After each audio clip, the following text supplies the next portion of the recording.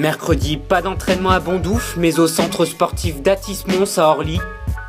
Pendant que les internationales se préparent à Clairefontaine, à Juvisy, on retrouve un groupe réduit. Au niveau du contenu des entraînements, ça change pas. Après, c'est avec le fait d'être moins nombreuses, le fait que les internationales naturellement apportent de l'intensité dans les entraînements, etc. On aurait peut-être tendance à se laisser un peu aller, mais c'est justement là qu'il faut se forcer à garder le sérieux et à garder l'intensité. Dans le fond, il n'y a pas grand-chose qui change parce qu'on essaie justement de faire en sorte de travailler sur le même principe. Donc de garder de l'intensité, de continuer à bien travailler quand elles ne sont pas là.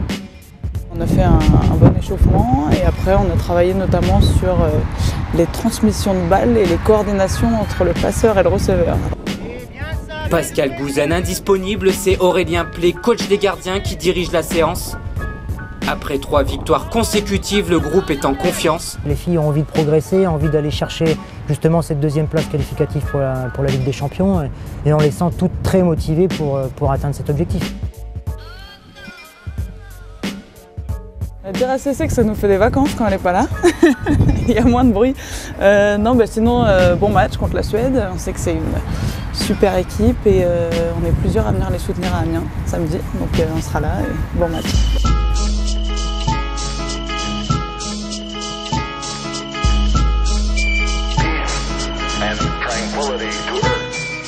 Vendredi, Clairefontaine, séance légère à la veille du match amical face à la Suède. C'est avec le sourire que Camille Catala retrouve l'équipe de France.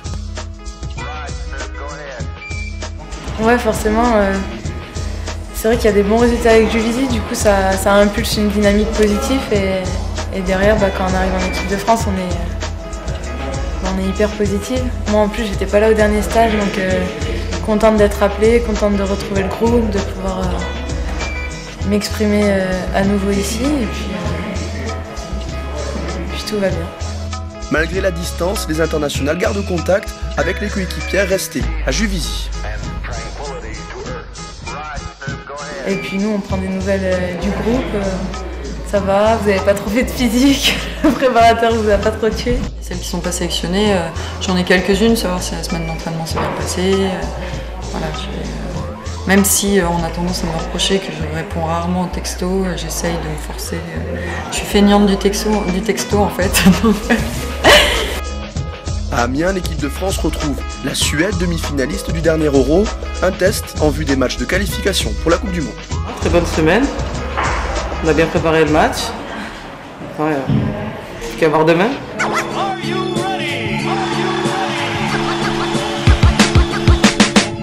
Amiens, 21h, si les Bleus s'imposent, elles pourront doubler les Suédoises et passer 5e au classement FIFA.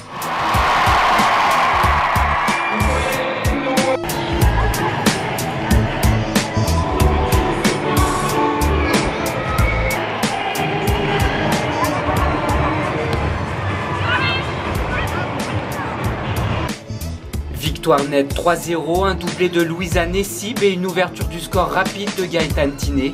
Il y a Hello qui arrive en percussion et qui met un bon ballon bien synchronisé avec mon appel et voilà, je m'enroule un peu autour de la défenseur. Je me trouve face à la gardienne et puis voilà, je tire pour mes poteaux. Je vois les filets trembler donc je me dis qu'il y a but. Satisfait pour les filles parce que ça fait 5 mois qu'elles bossent comme des folles.